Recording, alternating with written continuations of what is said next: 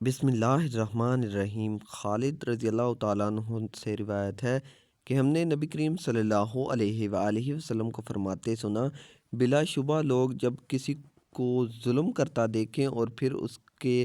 ہاتھ نہ پکڑیں تو قریب ہوتا ہے کہ اللہ ان سب کو عذاب کی لپیٹ میں لے لے۔ حضرت عمرو بن عون نے حشیم سے روایت کرتے ہوئے فرمایا، حالانکہ میں نے رسول اللہ صلی اللہ علیہ وآلہ وسلم کو فرماتے ہوئے سنا، جس قوم میں اللہ کی نافرمانی کے کام ہوں اور وہ انہیں روکنے پر قادر ہو مگر منع نہ کرتے ہوں، تو قریب ہوتا ہے کہ اللہ اس سبب سے ان سب کو اپنے عقاب کی لپیٹ میں لے لے۔ حضرت امام ابو داؤد رحمۃ اللہ علیہ فرماتے ہیں کہ اس روایت کو